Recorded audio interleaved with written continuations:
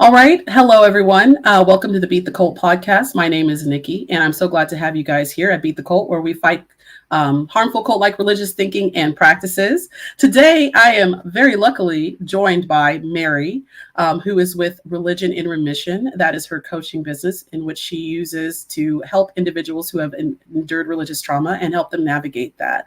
So, welcome, Mary. Thanks so much for joining me tonight. Thank you for having me. I'm happy to Yes, be here. ma'am. Yes, absolutely. We connected on Twitter, where unfortunately I spend most of my time. I spend too much time on Twitter. But connecting with you is one of the many benefits of being on Twitter. So Thank I you. am very glad to have made this connection. So tell me a little bit about yourself, Mary. How did you get to this point in your life where you started this business? What is kind of your backstory? Well, my backstory is that I was indoctrinated into the Apostolic Faith.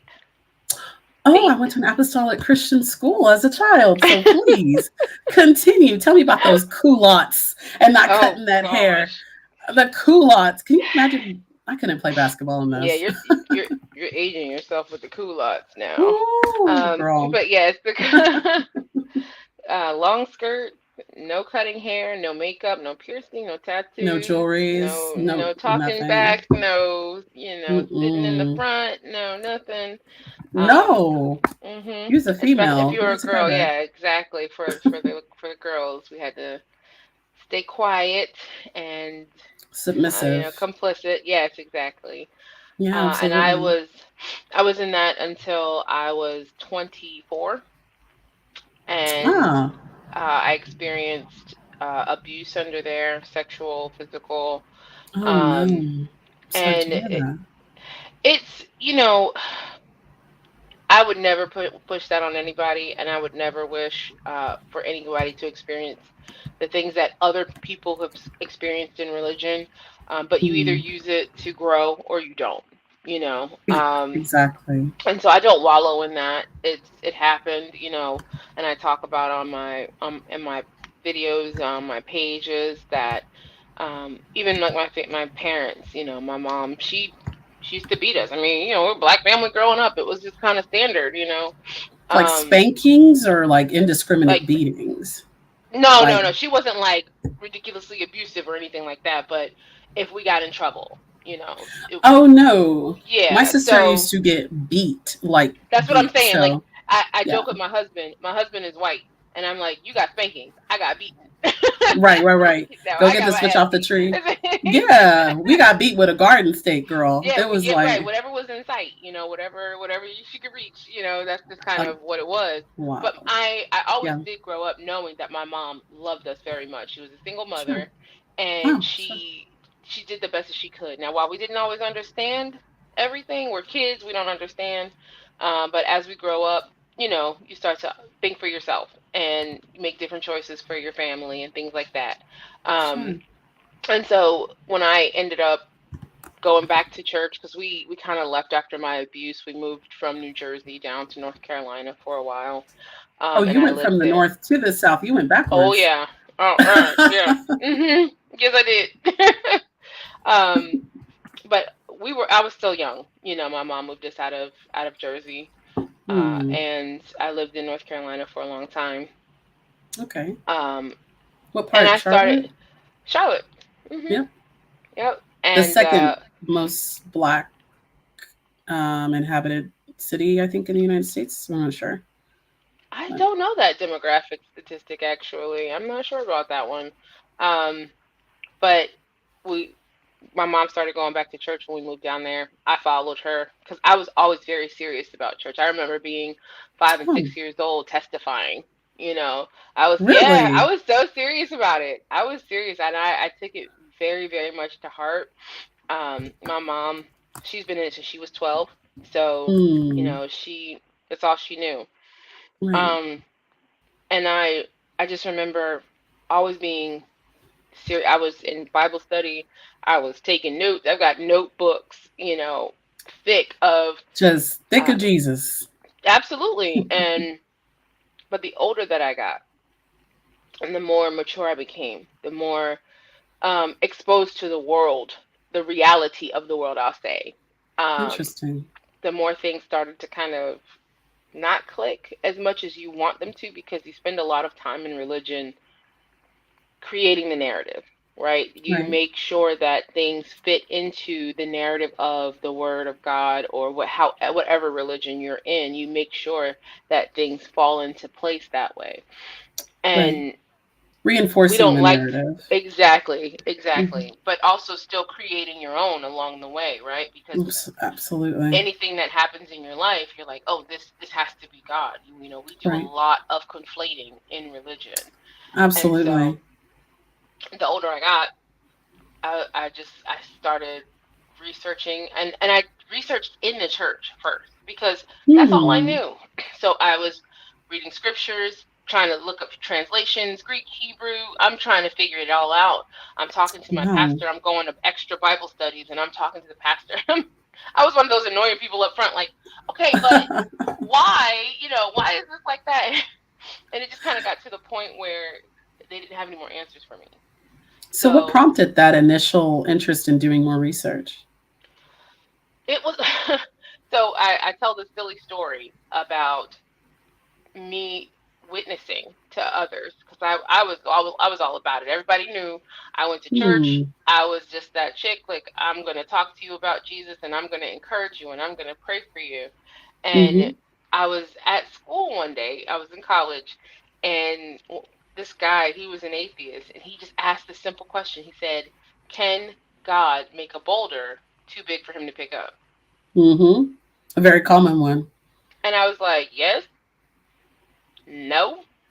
I was just confused. I was like, what the hell kind of question is that? That's what I was like, why would he ask me that? Where did that even come from? And it was just a level of thinking that I had never even approached before. That I thought that I was thinking critically by reading my scriptures and, Mm-hmm. studying them. But then I started being introduced to terms like circular reasoning and Mm. self-referential. And I was like, okay, something's amiss, and I needed to know more. That's just how I am. I mean, if I was that fervent about my studies in the church, I was going to be that fervent about figuring things out outside of it as well. And so I Absolutely. started studying philosophy and psychology, and when Mm. when those things really started to uh, fold over the picture of religion, it just didn't look good. And I was like, wow, we have been so manipulated from Yeah. the way that services flow, music, scriptures, things that Right. have been translated. And I was just blown away. And I even, I still stayed in it for a while after that. Um, Sure. because I was serving in ministry. I was on the sound ministry, and I loved it. And I had served under some big gospel names because they came to our church, because our church was just that big. And Wow. Some of the and I names was being, like, I believe Donnie McClurkin was one of them. that's the first thing that came to mind. Yeah. Um, oh my gosh, the short, Kirk chubby one. I Franklin, can't. No, Fred I don't know. Hammond, Fred. No, not Fred Hammond was one of them. And then there was another one. I cannot Yolanda think. Adams. No, I Oh, don't know. not I've never worked Yolanda. under Yolanda Adams. Um, but I got to do all, and it was so exciting, and I was just like, oh my gosh, where can my life That is go doing exciting. things like this? Yes, Yeah. but I had to really focus on the reality of things after that. And then a big one for me too is that my pastor at the time got cancer, Oh, and no. That's very unfortunate. yes, it was very unfortunate, but I love my pastor, and I spent 8 years with him as my subject, because I was in the sound Mm. ministry, so I could tell when he wasn't feeling well. I could tell when he Right. needed something. I could tell when he couldn't hear. Just these little cues Right. that you just pick up on. You're focusing on somebody for 8 years, Right. and he would always meet with me if I needed anything, if I needed to talk, if I had any questions. I love that man, and I always used to say I was the best man I'd ever met. And Is he still living? no, he's not. He Oh, actually passed no. away. I'm But sorry. and and thank you, but I really do understand. Like, that's life, especially being an atheist now, I understand that that's life. That's Yeah. a part of life is death. Yeah. And but one of the things that also kind of took me to a different place critically thinking was when he died, his wife said he was scared at the end. And I was just Even with the knowledge of that he's going to heaven, all of that. yeah. And this was a man who spoke like 3 languages because he did know the Greek and the Hebrew translations. Oh, And wow. he had big old notebooks in his study where he was going through the word. And but at the end That's he great. was, and I was like, I can't know whether it was just that level of humility, and he was like, okay, I don't know, I'm still just going to be humble because I don't know. But like, this is, if you look at this man's public life, he loved people and he loved winning souls. And so Hmm. you would, if there was a heaven, that man should have had a golden ticket. That's how I felt. Exactly. So it didn't deter me, but it did continue to be a part of what layered on to lead me to deeper and more critical thinking. And Right. so shortly after he passed, I sat down. I sat myself down because I was like, I can't focus on anything and keep, doing the ministry at the same time. So I needed to take a Right. break. So Absolutely. so I sat, and I just remember the day that I was just like, oh, okay, I'm done. Like, I was What done. day was I that? How old were you? that I was 24. I was 24. 24. Okay. And Excellent. I got up in the middle of service and I left. In the middle And of in the service. middle of service and I left. Wow. And I said, Were I'm you done. serving during that No, I service? had sat down. That was during Oh, the time that okay. I had sat I down. I saw you like on stage just being like, I'm done, and like walking out It wasn't off that stage. dramatic. No, it Maybe wasn't kicking that over dramatic. kick over a chair on your way out. Right, Just kick the door. No, that would be no, it wasn't hilarious. that dramatic. I was actually sitting in the back of the church because that's why people were like, "Why don't you sit up front?" I'm like, "No, I'm good." And Yeah. like I tell everybody, it's kind of like a relationship. A bad relationship. You're Yeah. mentally checked out before you ever physically leave. And Exactly. Oh, I that's was so just true. I was Yeah. just kind of going through the motions at that point, and I didn't know what to do. But in that moment, in that service, I said, I'm done. And I got up and I Yeah. left. And I said at the time that I had never felt closer to God than when I left. And Interesting. what I realize now in hindsight is that it was me being true to myself. I've never felt more Hmm. aligned and in tune with myself and what I want. And so when But I you use the language like you never felt closer to God more than when you left the church. yes, Why did you use that language specifically to define that feeling? that was at that time. That was Mm, during that okay. time because I felt free. I felt Yeah. like I was making a change that I wanted to make, that I was Mm, exercising this freedom that was given to me. And excellent. so I didn't leave God right away. I didn't become an Interesting. atheist probably for another 2 years. Um, Oh, okay. I started going to different churches because I thought maybe it was just the culture at the church that I was at. I thought maybe, Mm, it was just something that I wasn't getting that I didn't know I needed or something like that. So right. I started going to different sister churches. I started going to non-denominational churches, just trying to see if I could find what I was feeling. And Interesting. what it ended up being was that it wasn't any of it just wasn't right. It was all the same kind of pomp and circumstance and flash and ceremony and ritual, and it was a focus on things that I just didn't Presentation. feel like, yes, I didn't feel Yeah. like needed to be focused on. It's a And performance. it really is, it's a It's performance. a It's almost performance. like a three-ring circus. That's kind of It one of the things is. that I would If liken you it to. Yeah, if you watch people like Creflo Dollar, TD Jakes especially, their use of cadence and that ability to hook the Yes, crowd, it is yes, a performance. There is really it's a nothing of performance. substance being Yes, presented at and you all. have to know how to perform, right? And Yeah. and the evidence of that is that there are small churches, right? Yeah. Because not everybody can perform the same way. That's why your church doesn't go to the mega church status, because you're not No. as good of a performer. You're not as good with your manipulation or your tactics, and those are things Ex- that, but they use those Interesting. smaller Interesting. churches as testing subjects, they to build up, to Hmm. perfect their craft of, speaking to the bigger crowds and things like that. And um Exactly. but yeah, about 2 years after I left, I decided that it really, because even in that, I'm still studying, I'm still, and I made a comment on my Twitter the other day that I was talking to doubters, people who were questioning, and Good. I said, we all have been there, we all question, and you go through this stage where you need to have your doubts invalidated as a believer, Mm. because you're trying to stay, you don't want those doubts to be true, you don't want the things that you're feeling to be real. Like, am I really being controlled, am I really being manipulated? And Mm. Good is everything question. that I'm seeing, is this true? So you need to have those doubts invalidated, but you You mean the usually don't. doubts?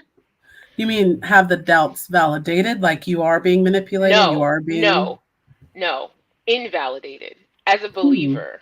Because when I say, like, you need to have you, as a believer, you have Okay. doubts, right? And you're Yeah, searching for absolutely. those answers because you want those doubts to be invalidated so that you can stay.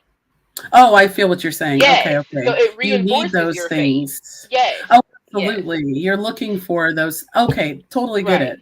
When Yeah, I and I was say that reading and because studying, because yeah. yes, because what happens is people think that as a believer, you're searching for a way out. It's quite the opposite. Mm. You're searching for Shoot reasons for to to stay. stay. Absolutely. Yeah. I remember reading The Faith Instinct by Nicholas Wade and reading how the Exodus story was fabricated. And I became emotional because it made me realize that the reason that my family was neglecting me, the reason they were being so homophobic and just being absolutely horrible was based on a lie. It's based on a fairy tale. And I wanted it to be true, but it Yeah, wasn't. And that is a really painful realization. So I it completely is. understand what you're saying. Yeah. Yeah. Because Yeah. you don't want, you want your beliefs to be true, Hmm. especially for people who were indoctrinated into religion. That's all you know. That is how you built your life. You have Yeah. studied, and when you start talking about self-referential circular Mm. reasoning, and you're like, I really, there's not a source that I have used that isn't for this text, if it's not Mm. this text itself. Interesting. And Self r- validation. right, Right. right. Okay. And so yeah, so I was probably about 26 when I officially became an atheist. The same. Yeah. Yeah. It took quite some time. So, did you, when you moved away from Christianity, I understood that, Stan, that you started looking at other denominations. But as you Yeah. realized that those denominations were extremely similar to the denomination you grew up in, did you start to move towards other religions? Did you kind of make that No. Hindu, Buddhist stop? Okay. That's usually like a mandatory stop in the middle. It's like Hinduism, Buddhism, and just becoming more and No. more No. No, not for me, because smart. I it's have funny you ask tattoos from that. that phase. That's really smart. I got Really? Oh tattooed, wow. girl. I got tattoos in Sanskrit. I had a chakra on my ankle. So I'm glad you skipped that nonsense on your way out. I think one of the things for me that really helped me to skip that whole phase was my study of philosophy, existentialism, Interesting. and really understanding about what life is. I kind of did like a cold turkey thing where Interesting. it was just like, oh my gosh, life has so much meaning. It's God, we have to serve him. I have all my questions answered, and then it was just like nothing matters. Hmm. Nothing The matters. nothing the Yeah, nothing and matters. Do you mean did that help motivate you in a positive way or was it well, negative or it went down to zero. Now, I'm not saying that that's a good thing, right? I'm sure. not saying that that was a good place to be in my life either. It was a very nihilistic view. And Hmm. when I had to go from one extreme to another to find my middle ground, because Okay. That I makes couldn't do sense. that. coming from religion and just like working my way back. That felt like a waste of time to me because everything at that point felt like a lie.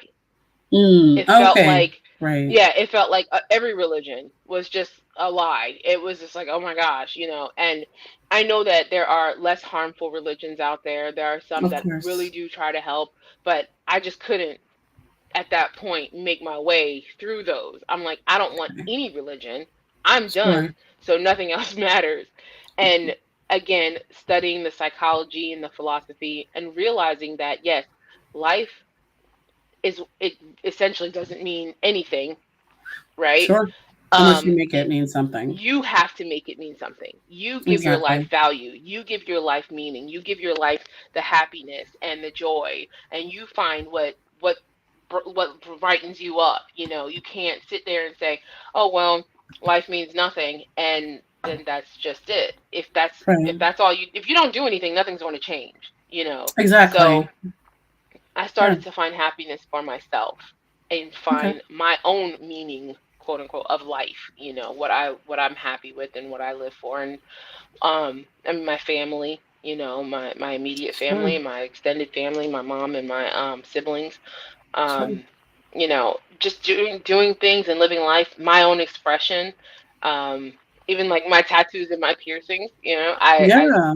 became a person that I love, and then that's Oh, not that's easy for a lot great. of people. I was going to say that's it's really great to hear you say that. It's very difficult for a lot of people to even get Yeah. to that level in their life, no matter if they're religious or not. hmm It Yeah, is, because we allow ourselves to be held back by we so much do. insignificant, situations and circumstances. And I know that I tell people like, you have to find what makes you happy, and that's not always easy. Um, Exactly. it's tough Exactly. because you have to. A lot of people don't want to take responsibility for the work that it takes to put into that. It's hard. It really is. And that's one of the most interesting things that I feel when I hear Christians say, well, atheists don't want to believe simply because they don't want to be accountable. They want to be responsible. It takes more responsibility and accountability to be an atheist than a Christian It because you're really does. responsible for your own behavior. You're responsible for Yes, how you're accountable to others in your life. If you're a Christian, you absolutely. can just simply bullshit a prayer up to God and just get off the hook for whatever dumb thing you've done, no matter how many people you've Yeah, hurt. nobody's And really going to know the difference. Um, no, and one of the things that would bother me is knowing people personally and how they are in their life, and then they're coming to church, and it's like, oh, you're the most holy person ever. yeah, you were up in the No, club what are last we what night. are we measuring this by? Exactly. You were up in the club. I saw you. I was there too. Right, Um, and now we're in church together and you were throwing that ass in a circle. And now all of a sudden you just up at the altar trying to recommit yourself to Christ. What right, is it? Which part of right, you is the more legit one? I'm going to go with the club, the hood rat and the club. That's the one right. I'm going. Well, like, I mean, And I I'm mean, I sorry. always Let me not I've assume she often was a said, hood rat, but so goodness, okay. these, I mean, yes. I've often said that a lot of religion is fear mongering, and if there were no consequences, most people would not be religious. Yes, exactly. A lot Yeah, of and people they love to be self righteous, and they say, oh, no, it's the love of God, and I do believe that there are a lot of people who feel that way.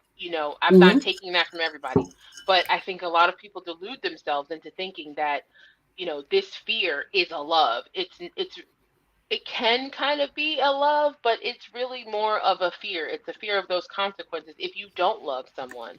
And that's hard. It And that's it's very similar to the battered wife syndrome, or really a right. battered spouse syndrome. Yeah. There's like a dualistic message there, hmm like I'm going to beat you to keep you close, but like simultaneously I love you and that's why I'm beating you. Right. And people buy into that shit all the time. And it's a very similar relationship with the God of the Bible, hmm because this God is extremely intimidating. And my brother, I who say is it's an Stockholm ex syndrome. it is Stockholm syndrome. And I talk to my brother about these things and I say, I think one of the most appealing things about the God of the Bible, and my brother is a Christian, is that his threatening behavior, it makes you feel safe. simultaneously, because if he can act a fool on you, he's going to act a fool on the enemies who are challenging you. Yep. And my brother's like, that's a really good point. Like, you do want someone who's going to A goon. protect you. And yeah, and it's like these God bless Buddha out here, but he ain't the one. When shit gets Right. difficult, Buddha's not going to roll up and I guess throw down like Yahweh or Allah would. They're Yeah. scary. Those are And some it's scary funny. guys. It's funny that you say that though, because I always compare the relationship with a God to, especially Abrahamic God, with Hmm. a relationship with a person, and Yes. Oh, it a lot of is. the time, the like you said, the battered wife syndrome. I love you, and we if you if you are indoctrinated into religion and you haven't had a shitty relationship, I'm sorry, I don't know if I can curse, Mm. but if you haven't Oh, had a you bad can curse. relationship, Dropped a couple if F, you but say something crazy. It's cool. if you haven't had a horrible relationship, dating relationship, I'd be very surprised, right? Because what ends up happening Mm. is we adopt these horrible tendencies as Yes. proof of love, right? Yeah. The jealous God thing. So now, if a man is not, being crazy over me, if he's not jealous of me, then Yeah. he doesn't really love me. If he's not making a fuss, right? And when you're Exactly. talking about, going to bat for you, in the church, I always knew I never wanted to be married, and I know that that's crazy, but I didn't want to be married in church. I'm I knew married I right didn't. now. Well, married I'm in married, church. Okay. yeah, in church. That's the differentiation there. And yes, Okay, I know that. in church, Okay. I knew I didn't want to be married because I didn't want a religious Excuse man, me. because I Oh had no, that oh scares me. that Whenever I hear people even say find your husband in the church, I'm like, don't do that. Don't do it. that is a different level of toxicity, and I knew it, but I was still committed, right? And I was like, I'll just Hmm. not be married, because I don't want to lose myself to a husband, and I'm trying to focus on my walk with God. So I was like, Hmm. I'll just not be married because it seems like they want too Interesting. much. They demand too much in that head of the household and shit that they don't really earn, but they're just given for some reason. Just because they And have a so, penis. yeah, Because they exactly. have a penis. That's what I Yes. told my father when we were arguing about a couple months ago about my mother's care. I said, the whole entire reason you've been put in this position is because you have a penis. But guess Hmm. what? I don't, and I'm taking that shit from you. And that's what, oh, sorry. Everybody just, they know about my crazy family life. But like, no, that's how we were raised. Like, if it has Yeah. a penis, it's automatically the head of home. No, Right. that's Right. not how it should be at all. It needs to Yeah. be earned. Like, leadership is earned. It is. It absolutely is, and it's a power thing, right? And so you Yeah, can't have power unless someone gives it to you, and that has agreed. to be trust and earned. So I just knew I didn't want to be married to a religious man, because I had seen No. way too many religious relationships, and people were getting Yes. divorced, and people were getting abused and cheated on, Yeah. and that shit happens out in the Abused. world, yes, but we're supposed to be different, right? We're supposed to be Exactly. following God's rules, and really, so it's like either be married or don't. So I had chose. I was like, okay, I'm just not gonna get married. So Interesting. Okay. yeah. So, but the we picked up these horrible tendencies, and even after I left the church and I left religion altogether, I realized that I had these horrible relationship tendencies. And Hmm. my Tell me current more about husband, that. my current Yeah. husband, even when I met him, he's an atheist. He never was religious, and I'm so jealous of his background because he didn't grow up indoctrinated at all. And so it's always fascinating to listen to him talk about his upbringing. I'm like, you didn't have an irrational fear of hell? What is that like? Can I You can I did have make that? a comment, or I'm sorry, not you made a comment about your husband in that he is white, though. Yes. Mhm. And white men are the most, they, atheism, white men make up the largest demographic in atheism. Mhm. Yeah. And So, he did not.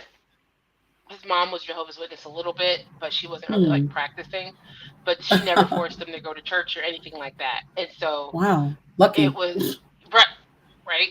So he never grew up with any of that. He just finds it baffling and just stupid, Yeah, And I it and is I but stupid. but I do talk to him though about it. And but when I met him, he made a comment about, oh, I don't own you, and I was like, Well, that's good to know. Thank what you you. mean you don't own me? But I had horrible relationship tendencies. So I was like, what do you mean you don't own me? I'm yours. Like he's like, but I mean, you're still your own person. I was like, yeah, but I kind of want you to be a little bit beat up about me. Possessive.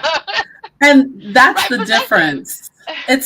There's not like, I hear what he's saying, but you want someone to be like, well, hold up a second, that's my girl. Right. And don't get me That's wrong, because my he girl. did that. He did do that.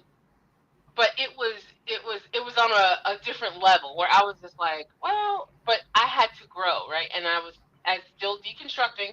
Deconstructing takes a lifetime. It's not Yes, something it that you have a does. destination. So if somebody ever says they're done deconstructing, they're lying. You No, will always it's be deconstructing impossible. until the day you die. So, Exactly. I was Well, just not as that stresses me out, but go ahead. Like, oh, great, I'll never get past this psychotic no, bullshit. no, Love that's it. not what I mean. That's not what I mean at all. So I have been deconstructing for over 10 years now. I've gone like 15 years now, and Hmm. it's Oh, wow. it's been a journey, and it's just like anything else. Like when you're going through life, you have ebbs Mm-hmm. and flows. And when I say it's a lifetime journey, it's because if you were indoctrinated, especially, Ooh, you have layer upon layer upon layer upon layer upon layer upon layer of religious shit in your foundation. And so stripping absolutely. those things away, you're going to come up against things that trigger you and you don't know why. You could be completely, trigger free for 15, 20 years, and then all of a sudden you're like, Something shit, pops that's up. that's from religion. I know, Yeah. that came from a. So it's not like you're never going to get over it. You still move past things, but I just tell people you cannot have a destination. You just have to continue to grow and be happy. Right. Do what makes you happy, as long as it's healthy. I was gonna say, there's it's there it's there are standards. there are standards, absolutely, and I have to ask, and we talked about this initially, kind of before we went online, but you're a Black woman in America, and we talked about how Black women are the most religious demographic, and a lot of Black women that I've spoken to have said that they've gone through the church, they've started questioning, but they didn't leave, they didn't continue to question, they just kind of allowed the cognitive dissonance to win, and stayed captured and restricted and restrained within the church. How did you get past that? What allowed you to say, the bullshit is here, I'm going to leave rather than stay? I think it comes down to the person, right? Mm-hmm. Of course. I was indoctrinated, but I have always been a strong-willed person, which is Mm-hmm. again one of the reasons where I was like, I'm just not going to get married, because I know I You can take wasn't care of ready. yourself. Yeah, and I didn't want to submit to a man while I'm trying to serve a God, because I didn't want those two things to bump heads with the way that I know that I love someone. And so I just made the decision. I was like, I'll be single. It's fine. God's got me. Whatever. I see plenty Mm. of people doing it in the church. It's fine. So I've So always been you pretty strong-willed in that sense. Now, to were answer your you taught question, that God go was ahead. the I'm head of the sorry. man, the man's the head of the church. So the Yes. Yeah, it was God first, your mm-hmm, husband, you, mm-hmm. and then And your then the kids. babies, and then Yeah. the animals, and the maid. Uh-huh. The maid and the animal. There's Yeah. a maid. It should be a And maid. that Is there a I maid? mean, There's not a I maid. mean, I mean, I think of me.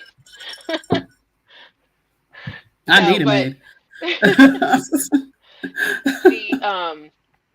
that was the family, right? That was the family unit. You put God ahead of everything, and then it was husband, wife. It wasn't partner, That's how I was raised. Oh and no, my mom is submissive to my father to this day. yeah, 40 years next month. So yeah. that's how I was raised. Yeah.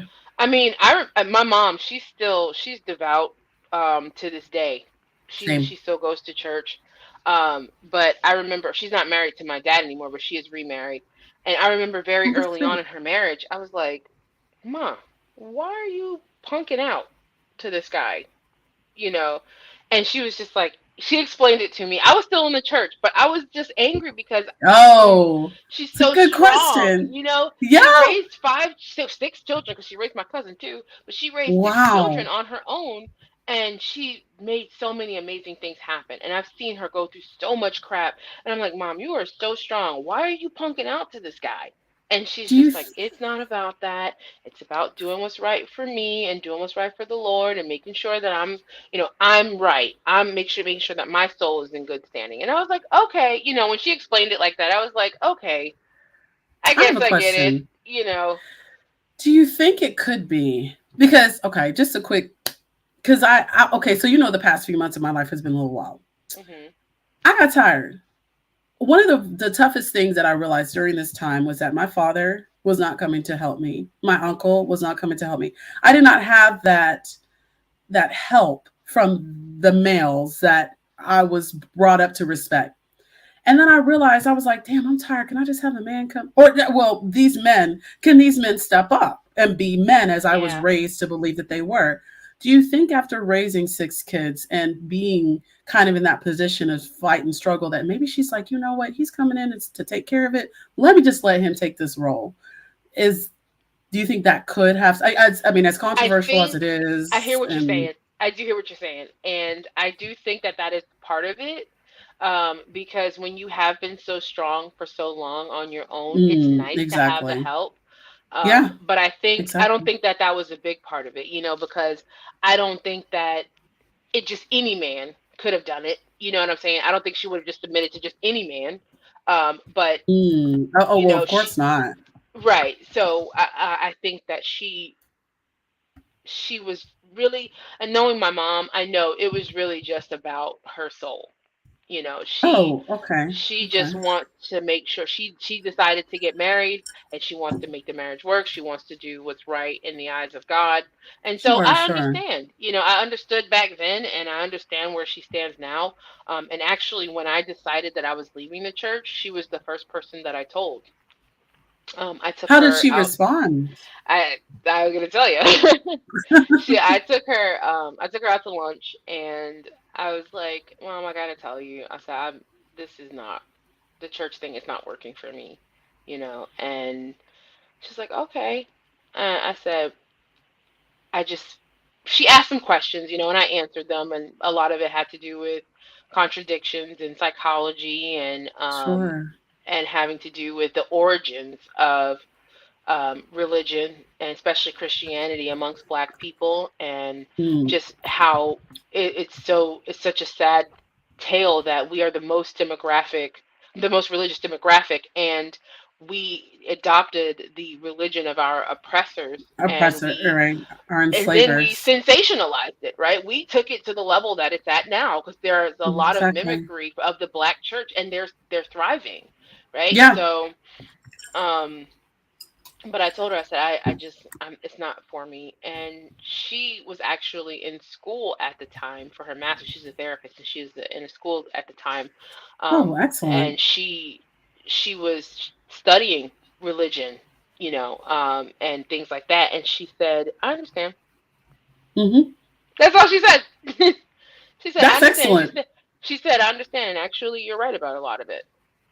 And, but that's why I Wow. like, What? yeah, I was she told said, everybody believes in God. I'm like, Mom, what the? no, she believes in God, and like I said, she's about her spirituality. But this is one of the reasons why I am able to have such a fantastic relationship with my mother, That's because excellent. she is a believer, but she's realistic, right? There are a lot of Mm, believers out there who are just not realistic about things, at and all. it's just No. and not only is she realistic, because don't get me wrong, she's not just like, oh, there's things in the Bible that I don't believe. That's not what she's saying. She believes her Bible, Right, but right. she also understands the way that the world works. She doesn't push her religion in people's faces. Every time I talk Oh, to her on the that's phone, great. she's Wow. not like, I wish you would, serve God or whatever. She's not doing that to me. She lives her That's life as great. an example. And if people choose to follow, they follow, right? She's always going to give you, if you go to her for advice, she's obviously going to be like, well, I think that, she knows how to give advice from a spiritual place and from Sure. a very, um, even keel secular place. But that's why I can have a beautiful relationship with her, because she is very down to earth, and she's not a zealot. And I just I That's love my lovely. mom. I can respect the fact that she has her beliefs. Um, I and she knows how I feel about religion. She knows that I abhor religion. But I will talk to her on a Sunday. I'm like, "How was church, mom?" She's Of like, "Oh, it was course. good." Of But course. When my mom was in the hospital, I'm the one that brought her a Bible. I was and like, this is, I mean, first of all, she was, unfortunately, my father wasn't up there like he should have been. She needed the support. So I was like, this is what gives her comfort. So I brought her a yeah, Bible, a pen, and a highlighter so she could go through, highlight the verses that kept her yes, reinforced in her faith and get through this tough time. So it's not about us really. It's about maintaining those no, relationships and respecting right. those in our life as long as they're not oppressive and weird with it. Exactly. Yes. Because see, now my dad is a different story, and I don't talk to him very much because he cannot keep his mouth shut. He's very zealous, and um, no, and it's not respectful, right? Because there just comes a line like, Mm, I understand that you have your beliefs. I don't believe the same way. right. And we can be cordial. We can love each other still in spite of those things. And he's just Exactly. Agreed. and I told him as a kid, it's just gonna be, a long handled spoon, whatever. I love you still. I don't hate A you, long but handled spoon. yeah. I'm going to use that because I can't figure it out. I'm like, how do I like say because I keep trying. I'm like, do I hate this man? No, I don't hate him. I love him, but Yeah. he makes me crazy. So Yeah, how do no, I? yeah. But we can still text back and forth. Like, he'll send out some stuff. I'm like, oh, that's great, blah blah blah. Yeah. But it's a long handle spoon. That's a great way to put it. I'm gonna take that. Yep. Yeah. I'm gonna put my love right in this little spoon part, and then I'm gonna feed it to you long distance. Long, long, long distance. You live 30 minutes away, but it's still Right. long distance. Like, yeah, I get that. I'm gonna take that. That's awesome. Yeah, and I mean, I love my dad. My dad and we had a great relationship, Yeah. even when I was in the church, especially because, boy, he Oh, was of so course, happy about then. that. But And but even when I was after, painting, yeah. he loves my husband, he loves my daughter. We have That's a great. decent relationship. It gets rocky because he doesn't understand boundaries, but other than that, but it's just so funny because these the on Twitter here recently, like my Instagram, I guard my Instagram like a mama bear because I have people on there who have genuinely experienced religious trauma, and so I don't allow people to Hmm. come on there if they're trying to debate or proselytize. Like I'm not having it. I will block their Excellent. ass really quickly because Good. these people are on my page specifically to not be exposed to that stuff. Yeah, And so, exactly. but on Twitter, Hmm. it's so funny because there's so many people who they love to paint these horrible pictures of atheists, and I'm like, I just Yeah. work and I just go, I just go to the beach. I love the beach, and like Ah, the beach is awesome. it is. I do, and I moved out to California last year. Oh, I'm jealous. Yeah, Wow. My brother I'm like just moved 20 minutes back from from the beach. California. I Oh my love it. gosh. Yeah, I I hope them love it. taxes are worth it, girl. Oh gosh. Oh gosh. Yeah, we'll see. Did you move from so you moved from you literally made a whole country Oh yeah, like we drove across country. Yeah, whoa. yeah. So what inspired the move? The desire to be in a warmer climate or Um. just being done with Well, the well. southeast or See, I lived in New Jersey, hmm um, for a lot, of all first part of places. my life, and then yeah, Right. so I got used to the ridiculous weather, the snow, and I was fine. And then I moved down to North Carolina, and I lived there for 20 years. That's a long time. And then I met my husband, who used to be in the military, and so traveling is like nothing for him. Ooh, you got a And yeah, military white oh, man. Ooh, mon Dieu. Those are the right ones. Ooh, like a Rambo or something. Like Rambo. Ooh, Rambo. oh my Okay, gosh. go ahead. Have him come to bed with a headband and a big ass knife. Whew. All right, let me Oh calm my down. gosh. I'm gonna sip this drink. Go ahead, girl. Hey, Maybe husband. you need to stop sipping the drink. That might be. Yeah, that was a little candid, right? Woo, yeah, have him grow the hair out, put the headband on, come to bed with the knife. No, I'm joking. Go ahead. Military guys are sexy. I used to Yes. date a guy who was an army ranger and would like tell crazy stories about stabbing people, and I was like, Oh my gosh. Oh my gosh. aggressive. It's sexy because it's like he's not aggressive towards you. He's like aggressive Yeah, you're towards he telling the does truth. his Yeah, job I, well. I get He's, it. No, he's I a get it. I get it. I professional get it. soldier. It's kind of like it's kind of hot, but I'm not disagreeing with I will you. I'm digress, just not right? going into it right now. I totally get it. That's so funny. Look at Bob. Bob, what is your face? Look, listen. Okay, we'll continue. Go ahead, girl. I went off Okay. on a tangent. Almost up. But yeah, I lived in North Carolina for 20 years, and then Okay. that's Bible Belt anyway. Of Um, course. Yeah. and then my husband got an offer in West Virginia, so we moved there. And I was like, oh, I've Ooh. never been to West Virginia.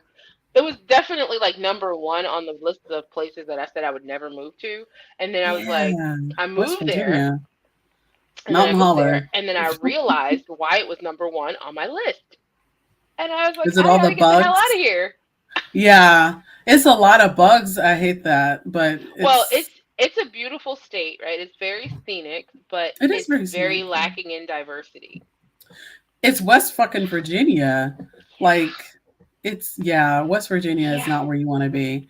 We used to have Mm-mm. Christian conferences up there, and I remember the mornings, like the mountains were gorgeous, but there was no one really of color at all. Yeah. So Yeah. But yeah, so we knew that we had to go. So we we looked into Austin, and we oh loved yeah. Austin, but then they passed that horrible bill about with the abortion, and we were just I was like, I can't move Ooh, to a place like this. In no. California, they still have the same in California, but California is a lot more like will help you, if something happens. It's just the compassion that's lacking. And again, though, Right. with these laws that are being influenced by religious principles, right? So Right. again, but they say, religion doesn't push its beliefs on people. That's not That's all it does. That's that's the whole purpose of it, right. especially So Christianity. but yeah, so we moved out here in September, and I was like, I told my husband, like, if you don't get me out of these northeast winters, we're going to divorce. Oh no, not divorce. No, I was Oh kidding with my him. I was kidding with him, but that's how much I was like, I just got to get out of here. Like, I don't know where we're going, but gosh. Right. we got to get out. So we actually were going to move to Northern California, but we ended up coming down to Southern. Wow. Northern, okay, so I don't want to go into your fiscal status, but if you move into Northern California, you're doing okay. So that's Actually, great. Southern California is more expensive. Really? Why? I guess when I think of Northern It's the California, I always OC, associated with the oh, okay, okay. Orange County. Yeah. I think I always think of like vineyards and just these absolutely Oh, now gorgeous when you're scenic. talking about like Napa Valley and stuff, like we weren't moving up that far. We were moving like right above San Francisco. We were moving or like right around Sacramento. That's where Okay, we were going to okay. move. Um, That's extremely expensive. That is insane. it's expensive. Sacramento. Yeah. But down in the OC where we are That's now, where my brother it's lived. ridiculous. Oh yeah, my brother's rent was out. I was like, you should have a 7,000 square foot house with a mortgage. Like you should. Yeah, it's extremely expensive, Yeah, but it's gorgeous though when you get it to is meet gorgeous. celebrities and. Yeah, well, yeah. Yeah, it is beautiful out here. And I honestly, I told my husband, I was like, I don't want to go anywhere else. I love it here. Sure, that's And being this close to great. the beach, I don't think I'll change that ever. I don't think I can change it. It's a drug now. I have to go to the beach at least once a week.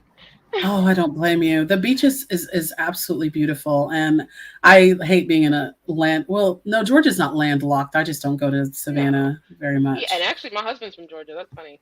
Um, Oh, yeah. interesting. What And part? we Statesboro. Statesboro. Yeah. Okay. I know someone from Statesboro. I think they is there a military base there or am I I don't crazy? think so.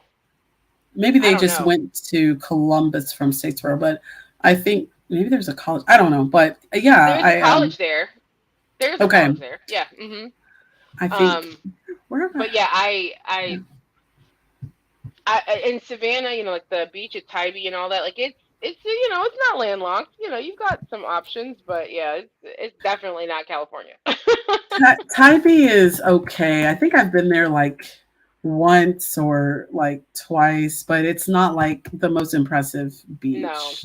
no, it's So, not. I've been there, mm-mm. and And I can tell you, being on the beaches here, it's gorgeous. And It's oh, California. I mean, yes. And they had like shows about Laguna Beach and all that. That shit's true. It's gorgeous. Mm-hmm.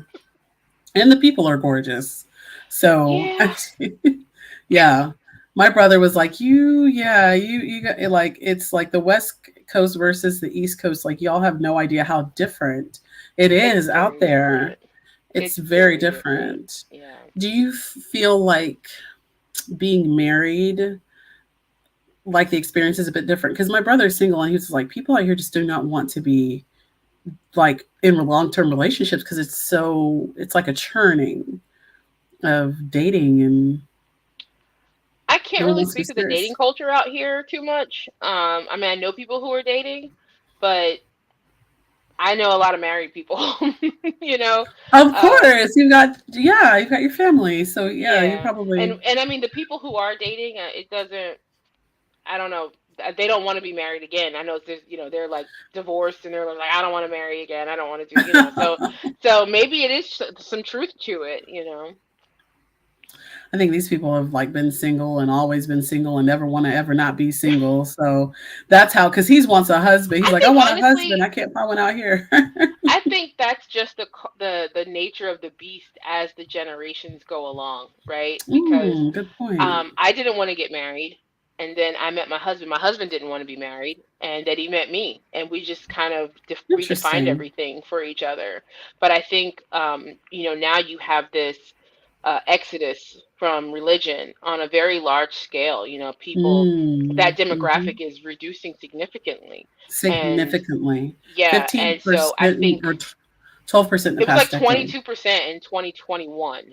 And so, Wow. yeah, and I That's insane. understand. I get it, but with that decline of religiosity, you're going to have more people starting to really feel like, do these traditional family values still kind of hold true? Do I have to be married? Do I have to have kids? And You don't have a to. lot of people still want that. I You're going to do. I see an do. upturn in people who do not want to be married and have that traditional family structure.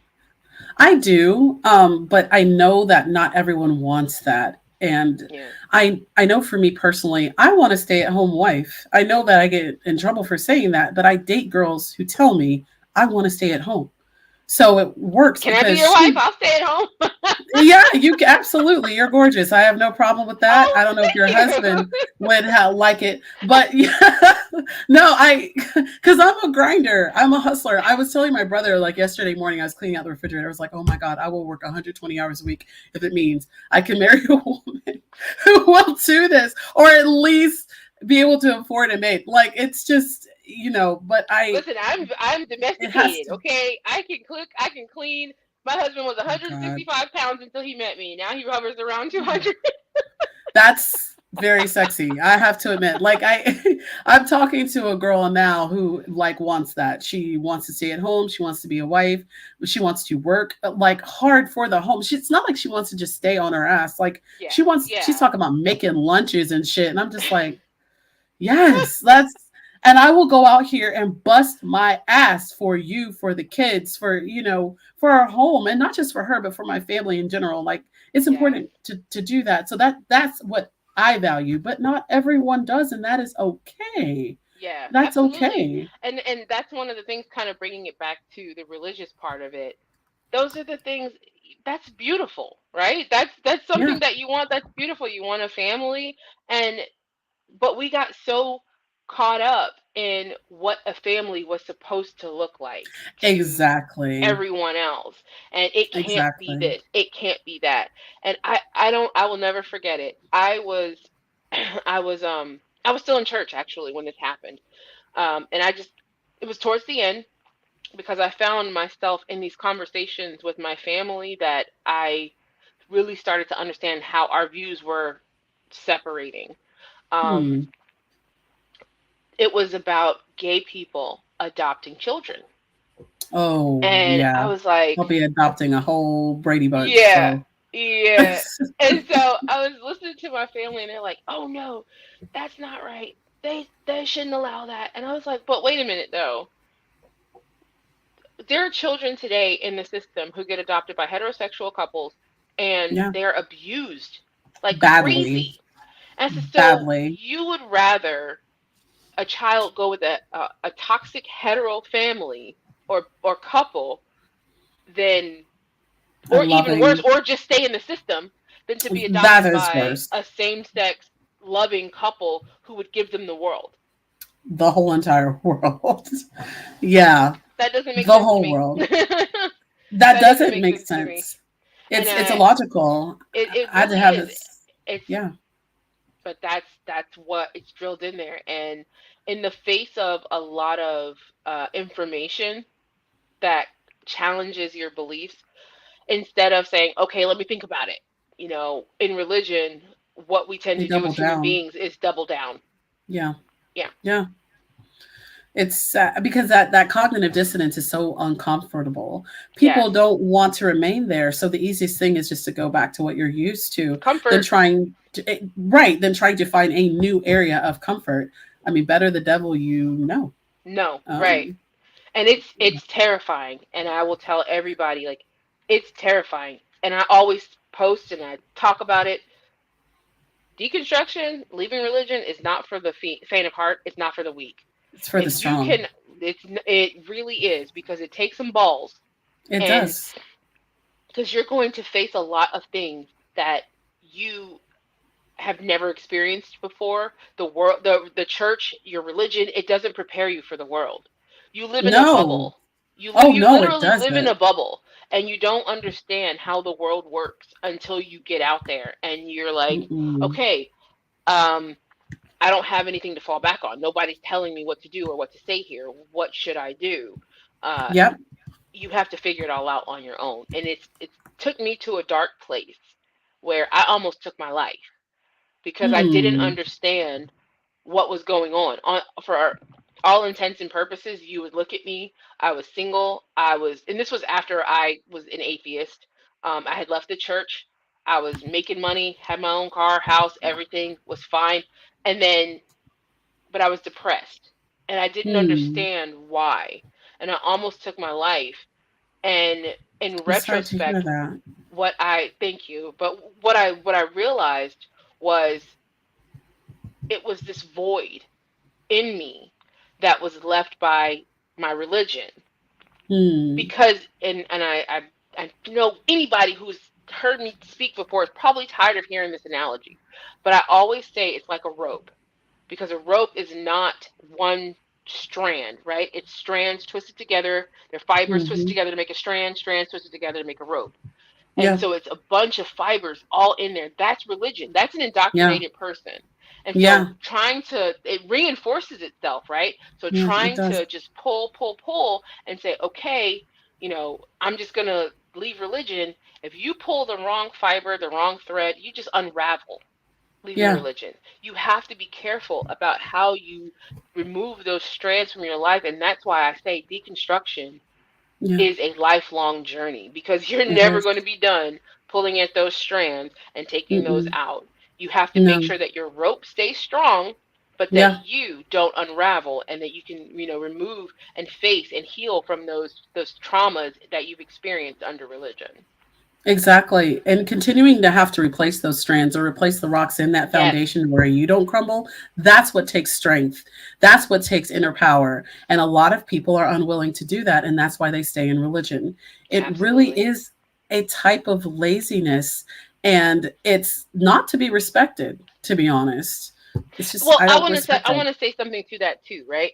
Because it is there are definitely scenarios where it's a laziness, but it's Yeah. also a fear, right? And Yeah. it's if there's a laziness in anything, it's a laziness in not investing in your own mentality, not Yeah. investing in the choice that you made to leave religion, right? So Exactly. you need to Or to be true to continue. You yourself, cannot just really. say, I'm going to leave the church or I'm going to become an atheist, and then that's it. Because if you don't study, if you don't continue to understand your why, you'll Hmm. go right back into the Hmm. toxicity that you came out of, because that's Exactly. comfortable to you. So Yeah. continue to focus on your philosophies, your your world studies, your world religions. Understand, deconstruct, listen, go to therapy, get coaching, whatever you have to do to make sure that Therapy. you're reinforcing your own resolve to so that you Hmm. don't just go, because people will sit and they'll just go, well, I just left religion and I'm now an atheist. Okay, year goes What by, does that 2 years mean? go by, 3 years go by. I don't know what this means, but I'm an atheist, and now I'm Right. I'm running back to church because something bad happened, and that's what you know. So you don't know Exactly. how to take care of things and strengthen your own resolve and say, okay, I know that this is just life. Life ebbs and flows. It's not anything Exactly. to do with the spiritual war or anything like that. It's just a matter of I have to get through this next chapter of my life. That's it. Right, exactly. So I will comment on one of the. So I'm gonna Bob. Thank you so much for commenting. I think I know who Bob is. Um, so religion is one thing, Jesus is another, Hmm. and we hear this. We hear this comment a lot. Can you tell me a little bit about that? Have you heard that, and what moved you away from the church and Jesus simultaneously? Well, I And mean, thank like you, I Bob, said, for I'm the comment. atheist, right? And so atheists, Sure. no Jesus, no God. Yeah. um, Right. Right. but again, no proof and no evidence of any person named Jesus being in existence ever, except for in this book, right? Right. And any self-referential documents, circular documents that kind of come back to it. Hmm. Um, that's Such as it. Josephus and It- other, right, exactly. which aren't Yes. contemporary, and the gospels And and the Bible, which rejected. reference Right. Yes, exactly, exactly. Yes. are written And so anonymously, and I and there's understand not people talk consistent. about a relationship, and I'm like, Hmm. listen, I I was in the church for over 20 years. I get Yeah. it. I know about the relationship. I know about praying, but I also know about not having those prayers answered. I know Yeah. about creating the narrative that says, hey, okay, his delay is not his denial, and okay, um, Yeah. you know, His delay is not yeah, his denial. That's it's a not good his one. denial. I know that it'll work out. All things work together for good to them that love God. I know about that, right? Because Right. that those are the things that you tell yourself to comfort yourself when things don't happen. And you're praying, oh, God knows better. Well, if God knows better, then why is this person praying for a home and they're homeless? Why, if God knows better, if that's good, then okay, then why not move this person into a better state of being, right? So Sure. we can split hairs about Jesus and God and things like that, but at the end of the day there's no proof for either of them. And I will say this Exactly. too, and I will say this and put this out there. My business is not to convince people one way or the other. I don't care what you Right. think about your religion. That's fine. If you are devout, you can be devout. If you love your God and your Jesus, you love him with all of your heart. Please do.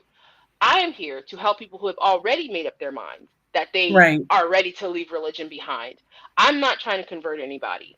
I am here to say what you're feeling is not wrong. You're not crazy. And Right. that if you need help, it's here. It's Right. available. There are resources. I don't care about your religion. I don't care about the fact that you go to church all the time. And like I said, there are plenty of beautiful people who sit in religion every day. Oh, My sure. My mom is brother's definitely one of one of them. them. Yeah, Right. your mom. Yes. Yeah, my sister. Like, they're incredible people who Yes. are Christians. And that's why when people are like, oh, you hate Christians, I'm like, oh my God, the people I love the most in my life, Absolutely. the people I'd give my last breath and drop of blood for are Christians. Like, you Right. cannot say But that. it is Like, possible for us to believe differently and be respectful exactly. and loving of one another. And so the fact Exactly. that you have your religion, that's fine. I'm not Yeah. trying to convince you, convert you, or debate you. I'm just trying to let you know that my business is about helping people, and Yes. I will always help people who are up against toxic religiosity.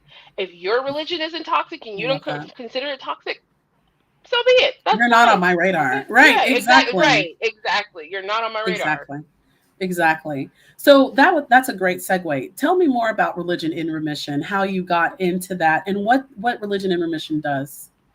So, Religion and Remission is a business, a coaching business that I created to help people. I was told years ago that I would make a great coach because I had such a good story, and I was like, I don't know what you're Excellent. talking about.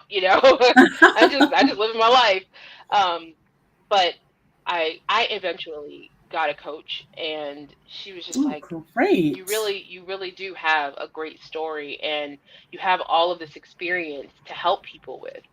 And Yeah. she's like, what is something that you can talk about, just like ad nauseum all day long? And I said, religious trauma. Religion. And I was Yeah. joking, but it was actually very true. And I said, you know what? This is it for me. This is it. I know, because I have such a passion for helping people who have experienced trauma under Yeah. religion.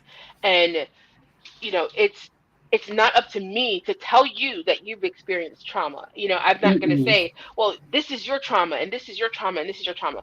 If you feel like you've experienced trauma under religion, there are varying degrees, obviously, but who are we as people to invalidate you, whether you're a believer Agreed. or a non-believer, right? You can't Right. invalidate people's experiences. And No, so, you can't. and There's some especially on the horrific more things that right, happen. especially Yeah. on the more severe side of things, we have we have to have places and resources that we can go to say, okay, you're right. This is traumatic. You've had a Right. horrible experience. Let's Right. talk about how we can get you from here to here, how we can transition your thinking so that you understand that this trauma is not the end. And Mm. that's what a lot of people get stuck in it. And you have a lot of coaching businesses that are people's names. Religion in Remission came to me, and I was like, it came to me because I was like, what do I feel about religion? I feel like religion is a cancer. Mm. I agree. I'd say it's a virus. I agree. I say it is a virus that is Right. perpetuated, and And so I repeatedly. wanted my business name to make a statement, and we're putting religion in remission and Yeah. taking the malignancy out of religious experiences. I've worked with Oh, people that's who are saying, lovely. I don't know if I want to leave church. Okay, I don't tell them whether or not they should leave church. I tell No. them to be true to themselves. What Right. you're feeling is not invalid. You have to vet that and flesh it out, right? And Right. so if you have any trauma, you feel like you've healed it and you want to go back to your religion, okay, do that. If that's going to make you happy. If it's not going to make you happy, then maybe you need to explore other things. But the first thing I tell people to do is, especially if they're coming from religion and I'm like, get clear on what God is to you. What is your God to you? Interesting. Get You know, clear on what God is to you you. have to. You have to, because Interesting. if you don't believe in a God, that's one thing. That's easy. But if you believe in Right. a God, then we have to take another route, because you Right. can't, you have to tread softly with people who still have a belief. You're not trying to convert people, and religion in remission, putting that cancerous experience out of business and putting it into remission, that is what I'm here for. And so religion in remission is named that because it's bigger than me. It's not about Mm. just me. I have my Like own that. experiences, but that's why my name isn't in the business title, because it's not Mm. about me. It's about all religious experiences that are toxic and cancerous. Agreed. Agreed. So tell me a little bit more about the business, kind of how long you've been doing it, the type of clients you work with. Do they tend to be people who are currently in the church or more so have already left? So I've been doing it for about 2 years now. It's Mm, very, very fresh. excellent. And the people that I work with are people who have left the church, yes, people who uh, have kind of left the church. They're not sure, they're kind of on the fence. Um, and people who have been out of church for years. It's a very big, vast array of people who don't know, they're just still trying to find their way. And a lot of what Sure. I deal with is identity, because Oh, interesting. I that is a huge passion for me, because the church, I feel like, especially religion in general, it strips you down. It strips you down because you can't have conformity. You There. can't control people without them being uniform, right? So you have to Exactly. know that you have that power over them. And so what it does is it strips away your identity, and you have to conform to a dress code. You have to Yeah. conform to a certain speech pattern. You have to Yeah. conform to, a certain way of living, and you have to agree that these things are right, that these things are the way that you should be doing your life and your family and all that. And so we lose ourselves Right. in that, Absolutely. because we spend so much time trying to conform to the religion that we're in and making sure that we're pleasing whatever power that we think is there. Right. Um, and so I Hmm. deal a lot with identity, and even down to the small stuff, like if you're just leaving religion, or if you've been out away from it for a while, but you want to put makeup on, but you're still thinking like, oh, is this okay? Like if Hmm. religion or a God is kind of haunting your thoughts in every little decision that you make, Oh, that's something that, absolutely. yeah, that's something that needs to be deconstructed, and it needs to be healed, because you're still focusing on that religious principle that tells you that you Wow. can't do something, and Exactly. people, you're not going to ever fully embody your true self, your true unique and beautiful self, if you can't get beyond those things. I agree. So, what are some of the methods or ways that you help individuals deconstruct or continue in their deconstruction journey? Well, okay, so one of the things that I do, and I kind of excited about it, is a Bible de-study, like you know what I'm saying, where we work on scriptures, that Interesting. that people hold high in high regard, the Hmm. ones that kind of they're afraid of, that they fear, Hmm. and it's like we break those down into really small bites, and we take it and we say, okay, why doesn't this matter? Let's look Interesting. at history. Does it have any historical references? Does it have any historical accuracy? Sure. In the Bible, is there a place where this contradicts itself? And just Hmm. kind of helping people to digest the Bible, or even their own, because I'm not, I didn't grow up Muslim, so I don't know, and I've only worked with Christians so far. Hmm. But Okay. taking those scriptures and saying, okay, hey, this is where we can say, you can toss that out. This is not, Interesting.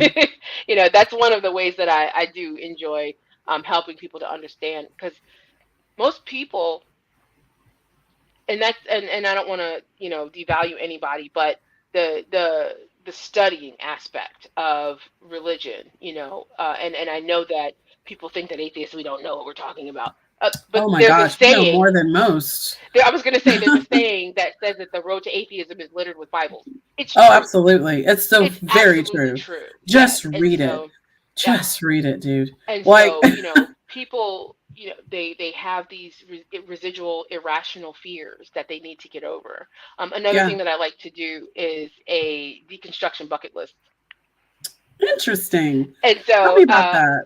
when That's I cool. was as I'm deconstructing, but when I first started deconstructing, I used to be um, in church, and there were times where I was like, man, I would be just so hard judging people for tattoos and Hmm. piercings.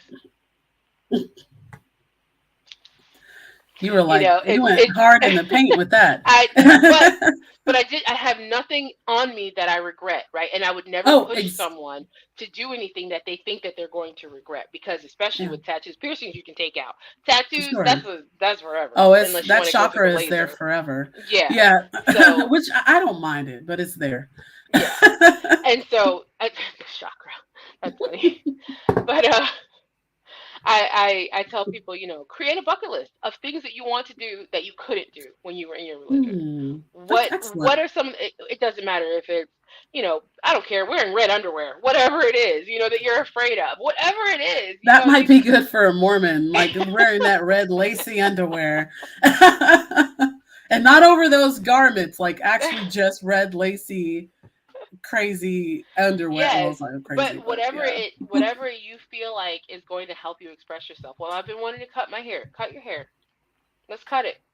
you know Interesting. and just being a support system and helping people to understand that they're not limited in what they want anymore. Wow. There's nothing that's governing you but you, and you can Yeah. say, I want to live this way, I want to do this, I want to do that. And I mean, I've had people even decide that they were into a different gender, They opened up Like about they their wanted to sexuality. Yes. change theirs or to date No, that they others. were sexually attracted to other genders. Oh, Yeah, excellent. yeah, Wow, I and love that. totally LGBTQ ally. I definitely. And so when I deal with people like that, I'm always very fulfilled because I love helping people. I love helping people to understand that you only have one life, Yeah, you and do. you have to be happy in this. You Yeah, have to you have to decide whether or not it's worth living. And if you who else is going to decide that for you? Who else is going to make your life worth living if you don't? We can't interesting. sit back, and you talk about a laziness. Well, we can't sit back and just wait for something else to come along No, and make our life worth living. no. I actually had a friend, and I still call her a friend. She recently passed. She Hmm, was I'm sorry. she was in her 50s, and she was a virgin, and she was in the church. And when I was in the church, her and I used to hang tight. I loved her to death, and she was always so sweet till the day she died. Oh And no. but it always hurt me so much to see her living her life alone and Hmm. knowing that she wanted someone. Oh She gosh. just kept saying, I'm just gonna wait for God to send me somebody, and I'm just like, Goodness. yeah, I hear that a lot with women in the church who are single. I'm just going to wait for God to send me my husband. And until yeah, that point, they just remain celibate. And that sounds like hell on earth. Celibacy is, yeah. now that's an abomination. Celibacy is an abomination. Get out there And and throw that ass in a circle, you don't guys. don't do it. Don't do it. I'm advocating for safety. Don't do it. I mean, do it. Throw that ass in a circle, but do it safely. Yes.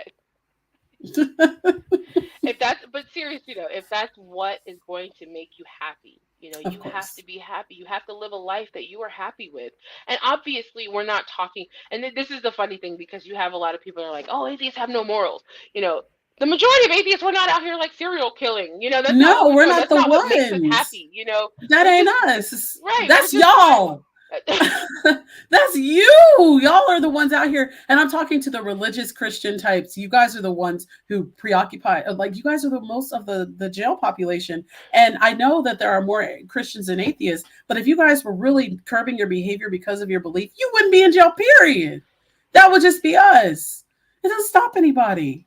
Just, It it does, and doesn't that's stop the thing. anyone. And it's funny because I actually read a tweet today, by this guy who was saying that he had left religion after 59 years, or 50 years. He was Oh, 59, and wow. Good he for just him. started to look around. He had gotten 3 degrees in theology, and he was a pastor and all that. And he said he Oh, he started was on to, his way. oh yeah, and he said he had to acknowledge that Christians were not changed. That was not, it was nothing magical, nothing of providence taking place to change No, anybody. And so no. all you're doing is making a choice. You're making a decision to say, I'm now saved, I'm going to live this way. But you're But not, there's though. nothing, right, but there's nothing really magical or spiritual happening. It's just, Mm-mm. you know and we don't have enough time to go into the psychology behind worship, and how people get into a group mode of Oh, worship, and they fuel each yes. other, and the Yeah, music, and it's all an atmosphere, and it's all intentional. We don't have enough yeah, time to go into that, but I do understand that people have certain experiences, and I don't try to take those away from anybody. I've had no. my own, but I also have Sure. learned not to conflate awe with divinity. There are Mm. things that are Don't wonderful. conflate all with the. Ooh. Don't conflate all with divinity. Now that is excellent. You guys follow this There's girl so on much Twitter. there's so She's a much genius. beautiful there are so many beautiful things in this world. There are so Wow. many wonderful things It's that we can't genius. explain, that maybe even science might have a little bit of an explanation for, but Oh, that does sure. not that does not automatically mean that there is a God. It does not prove that there is a God. And that's No, not just at awe. all. And we thought snow was Wow. awe for a long time. We didn't understand, but as time goes on, as technology catches up, and Yeah. it's God there is are an ever definitely receding pocket of scientific right, ignorance. Neil right, deGrasse Tyson. Yeah, absolutely, absolutely, absolutely. And that's where people, because people will say repetitively, well, this is my experience. You just have to experience what I feel when I go outside and look at the stars or I look at the yeah, trees, quote yeah, unquote. And I feel this feeling of, well, who created this? This is so incredible. That is all. And you are it's conflating it all with you're divinity, or conflating it, absolutely, what you have taught, what you have been taught that divinity is. And it's not evidence. The plural of yes, data is not anecdote, or the right, plural of anecdote is not right, data. Yeah. right, and People don't get that. I if you guys are on Instagram, follow Haram Doodles. She's awesome, Hmm. and she actually is an Doodles. ex-Muslim who she draws to Hmm. document her deconstruction and convey her feelings and things like that. And she had one up today that was Excellent. awesome, and it goes along with a lot of what we're talking about, but from a different angle. So she was just talking, she quoted a book where the guy said that me being a Muslim was just an accident of birth. Because Yeah. if he was born into a Christian family or a Jewish family, a Buddhist family, he would have been those things. But Exactly. and that was another piece to my own deconstruction, because I would Mhm. look at these other religions, especially like with 911, 9/11, 911. I was like, Yeah. okay, this is scary. I don't know what's happening. I don't understand how these people can claim that they love God, but then they're doing this. And then, Exactly. but when you really started to look at Islam and people who that's not, they don't represent everybody. The zealots don't represent everybody within that No. faith. Thank But goodness. right. But um, when I started to study other religions, I was like, but these people are so sure. They're so sure that they're right, just as sure as I am. They're sure that their God Hmm. exists, and Interesting. that we're wrong. They're sure that they and they're as devout. They're going to temple and they're going to mosque and they're praying 5 times a day and they're And they're taking people out. And their the, own family members too, themselves. So you got it, because my mom ain't about to fly no plane into no building.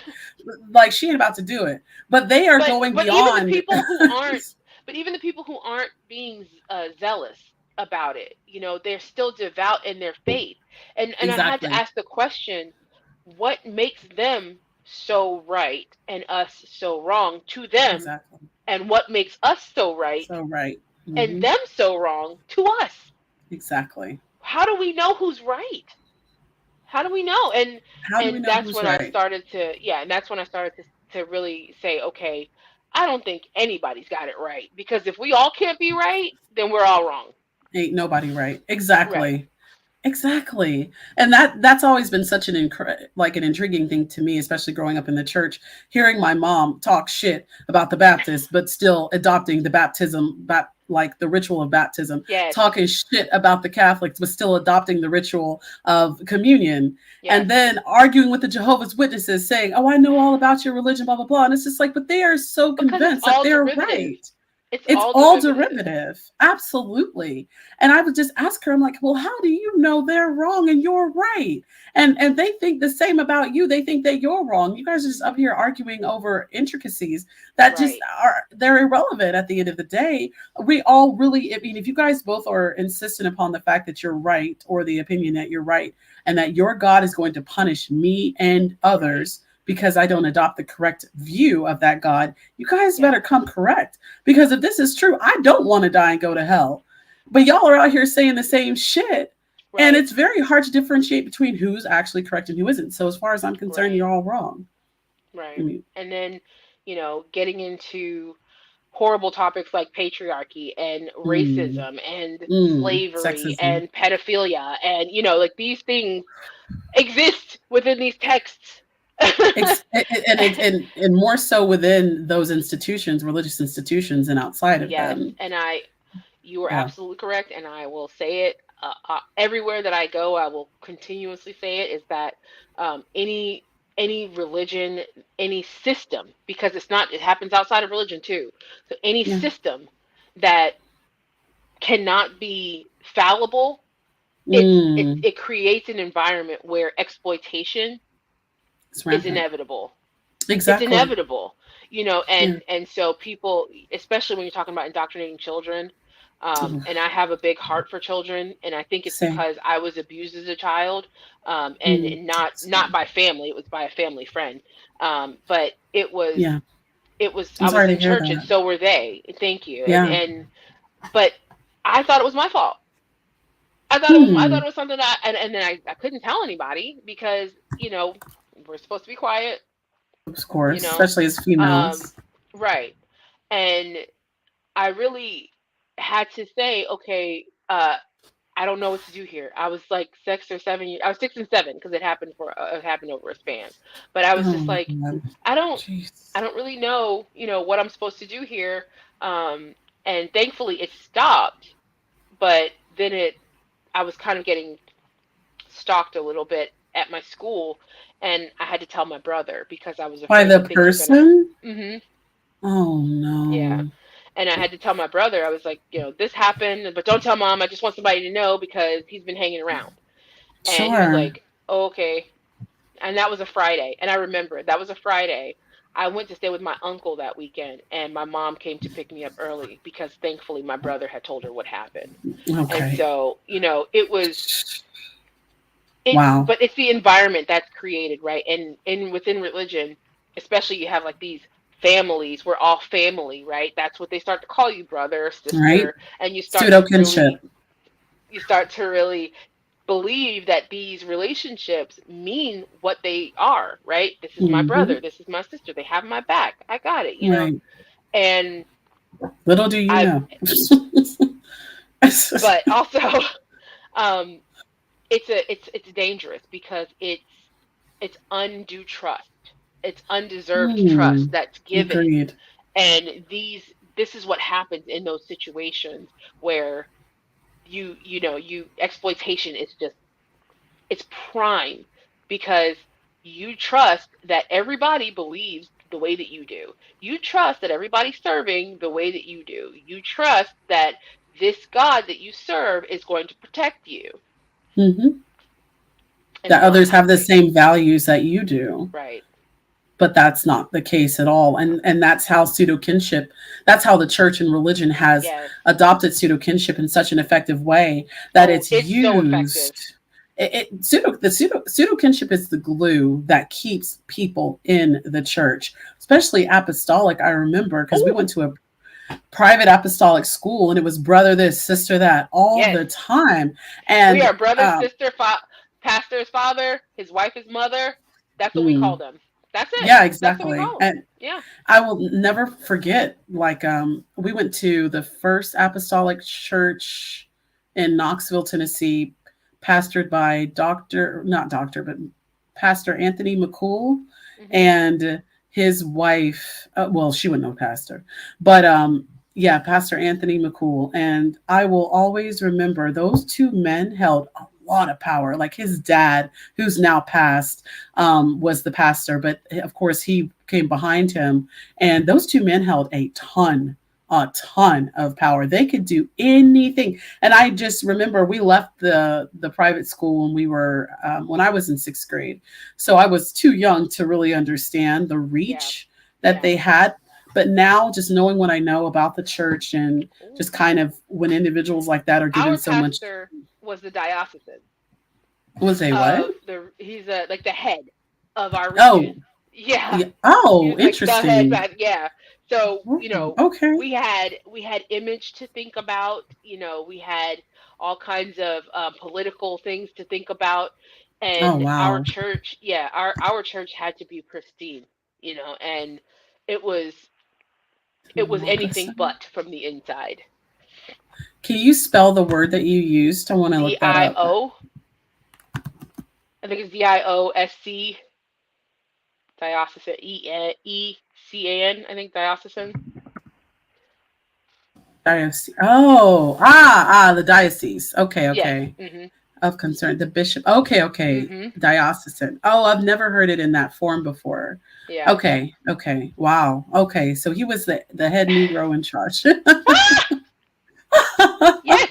Yes, he was. as they say so frequently. But okay, so there was and that's why your church worked with such prominent individuals such as Donnie Oh McClurkin yeah, and Fred Hammond. yeah, So yeah. Donnie McClurkin, yeah. So that's wow, that's very interesting. Did Kanye West ever come to your church? I'm joking. I feel like he would have said that because he was on that tear, If like he did, I wouldn't say it. yeah, like nah, his crazy ass wasn't up here. No, I just No. know he went to like TD Jakes and like was it Eddie Long before he died?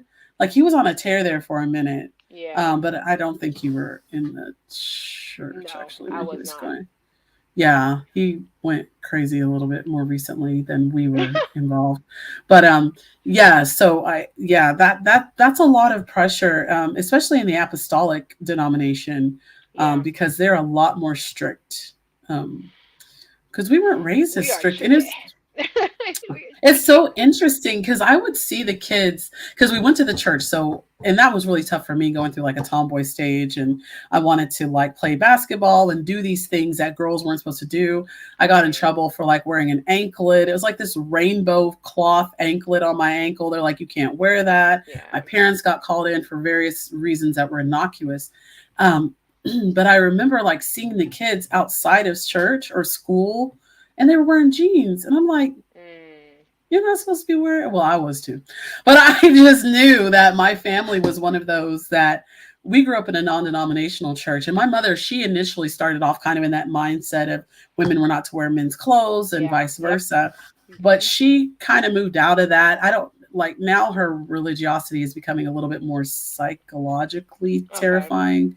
But she was more about method back in the day, Hmm. but being in the apostolic church, it was so different. But I just remember thinking, like, we don't act like this at our church. So why would you send us to a church like this? That doesn't Yeah. even align with the values that we practice on a deeper level. Of course, the religiosity is still there, the dedication to Jesus Christ and all of that. But I don't know why they chose that church, but or that school, excuse me. But yeah, I'm like very familiar with the apostolic Yeah. lifestyle, and It's I'm glad we got it's out, very frankly. very churchy. It is Um, very churchy. Yeah. we and it's so funny because you talk about like wearing jeans outside, and it was supposed to be under no circumstances, right? Mm-hmm. That women should not dress like a man, and Mm-hmm. but then there's always these exceptions. If you work somewhere, well, what is it? It's either that we have to do this or we don't, and then you start finding Exactly. examples of that in the Bible where it's like, okay, you can do this, but But or you can't do this except, but and it's right. just so many, it's just like, okay. And you're always backtracking and things like that. But I will say, um, that it's funny that you talk about your parents, kind of backing off of it a little bit. My mom, she Mhm. did too. We were kids, and you have to make your Sure. own decisions as you become an adult. But Right. I remember my pastor's wife. She said that we were the only church that had the truth, and Oh, of course. Of I course. was proud. I was proud to be a Yeah. part of the only church that had the truth. I was in it, But it's so funny because a lot of people, especially zealots, they like to say, well, you never were really saved. You didn't really have church, and it's like, Exactly. okay, I don't Say have that anything to all the prove to time. anybody. I'm not going to be like, oh no, I know this and I know that. Like, no, I don't have anything to prove. You can think whatever you want, but um, It's wild. when I tell you that I was apostolic, when I tell most people that I grew up apostolic, they were like, "Oh shit, like you That's know." hardcore. Yeah, And that's why, like, people like you, Ryan, who was on last week, Matt Dillahunty, people who were hard in the church, like really dedicated. Like, I don't understand how someone could look at you and say, oh, you were not sincere in your beliefs. Right. That's bullshit. You But I can understand it though, right? Because I understand it from the perspective of a believer. Because I was there, because I do, and I did feel the same way, like, oh, you couldn't possibly believe because my God is too good for you to walk away from. So I get it. I was there, but once you start to really think about things and stop using so much emotion, see that's the that's issue key. with Yeah. religion is that they hook you with emotion. And Right. that's how they end up being able to manipulate people and exploit people so much, because Right. they know, they have mastered it, that people think with feeling first and then the Of course. mind last. And We're that's not, true. we put our emotions and our feelings out there. Even shopping, we buy with emotion first and then we rationalize it later. Oh, So absolutely. that's how religion works as well. We will, Yeah. okay, this feels good. Oh my gosh, I'm seeing all these people getting blessed and delivered and blah blah blah, and I feel good, and so I'm gonna go to this church, and then peer pressure of sitting in the pews watching other people go get baptized, and you're like, oh okay, you know, and again, I make the disclaimer that not everybody's experience is this way. I Of wanted to course. be baptized. I wanted to be saved. So, but that doesn't mean that peer pressure doesn't exist, that the environment Oh, sure. created is not there to foster people to make those decisions and lean them towards religion. So, Right.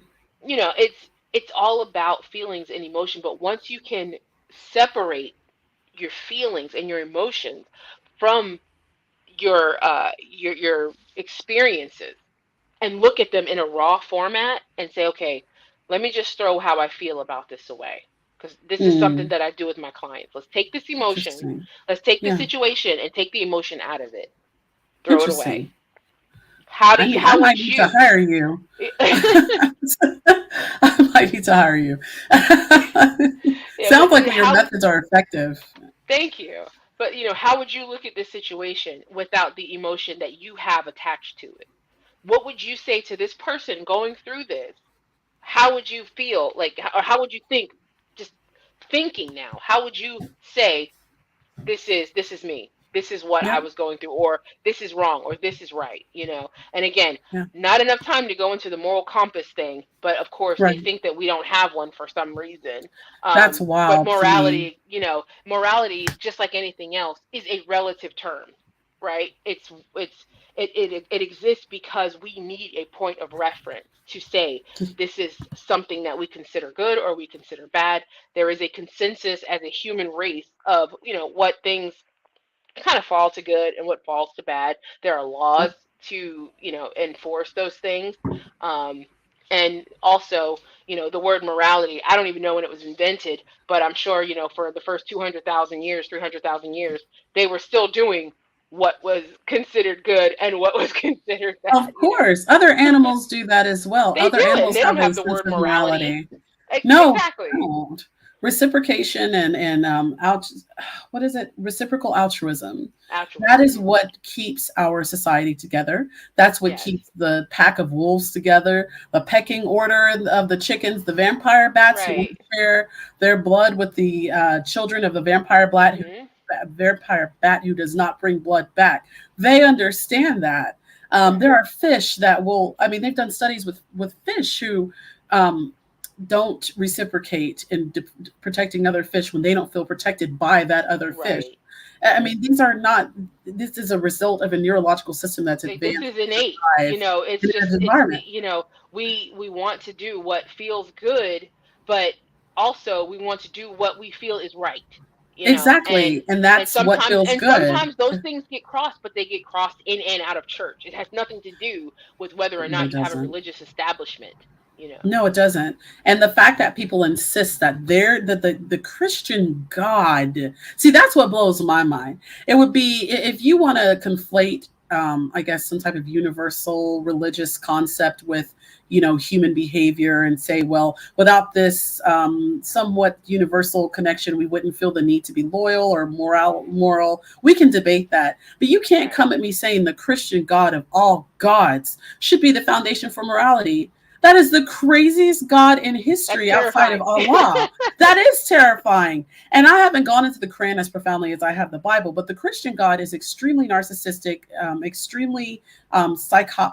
It just Violent, he's a vengeful, psychopath. Yeah, wrathful. Yeah. murderous, Yeah. Yeah. genocidal, homicidal, Yeah. sexually.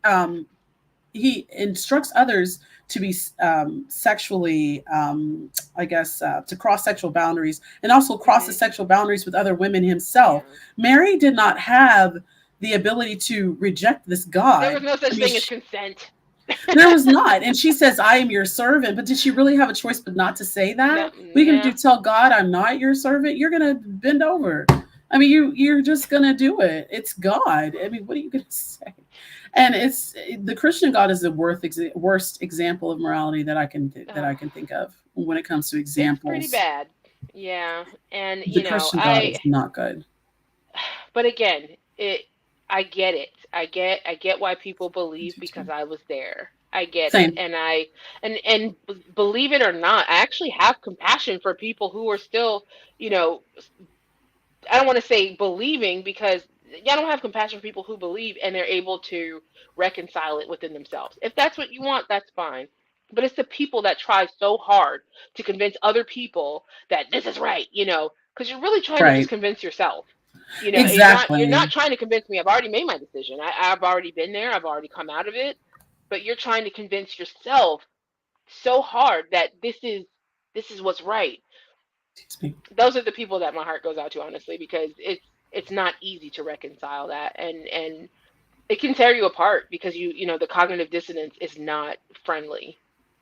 No, it's not. And that's why I think people just kind of eventually, as it eats away at them, I think most, well, actually, I would say most in a certain age demographic, because the younger generations are not representing religious beliefs as profoundly as older generations. Hmm. 33% of people in the United States now identify as non-religious, and that's predominantly amongst younger, like Gen Right. Z, the Gen Z generation. Hmm. But that cognitive dissonance is still there because the older generations that birthed them and are Yep. raising them and are influencing them Indoctrinating are them. religious, Hmm. indoctrinating them, or at least really Hmm. putting forth the effort to do so. Yeah. They are putting that pressure on them, Hmm. and they are still going to have to deconstruct in their own Yeah. way from this religious pressure that they're experiencing. And it's really quite fascinating, to be honest with you. It is. It's quite fascinating. Wow. You are so impressive. I appreciate you just Thank being you. on the show, your insight, the methods that you use to facilitate the deconstruction of religion with Thank your you. clients. You guys follow Mary on Twitter. She's exceptional. Can you please tell us, besides Twitter, where we can find you, how people Yeah. can find your business, sign up for your services? Um, I would, well, we'll talk after, but I'm really impressed with your services. If you could just please tell us where to find you. Sure, yeah. You can reach me on Twitter at RIR_life coach. On Instagram, it's at religion_in_remission. Just put in Awesome. religion in remission, they'll find, it'll pop up. I'm the only one. I also have a website, it's religioninremission.com. You can schedule through my Twitter or from my website, you can schedule a clarity call with me, and Excellent. that's free. And we can talk about a plan for you, and we can go from there. Um, there isn't really anything that's cookie cutter. Everybody is different, and that's how I Absolutely. approach it. Absolutely. Well, thank you so much for being on the You're show. welcome. Thank You you for guys having me. definitely, absolutely, definitely go out and find Mary. For those who have watched today, thank you so much. For those who are watching in the future, thank you. Please be sure to like and subscribe and drop a comment down and below of the video. Tell us about your experiences in religion as well. If you are religious, if you have left, if you're thinking about leaving, please feel free to do that. You can find me at Beat the Cult on Instagram and Twitter. I do spend most of my time on Twitter. You can also, I know, right? I am on TikTok. I have a friend who is trying to get me more into TikTok, and I will be making some Okay. shorts probably down the road, but who knows? Additionally, you can find me on patreon.com/beat the cult. Thank you so much to Mikey Famine for making the border that you see. Mikey put his effort in to create that for me, and I appreciate it. And also shout out to my patrons, Jason Morris, Juno Kaplan, and Richmond Dyes, who has been in the comments all night tonight. Thank you so much, Richmond, for being a patron and for supporting me and Mary tonight during the show. Thank you again to those who have watched. You guys are wonderful. Thanks again to Mary. And you guys, you all have a great night, and we will see you later. Bye. All right. In broadcast. Night, y'all.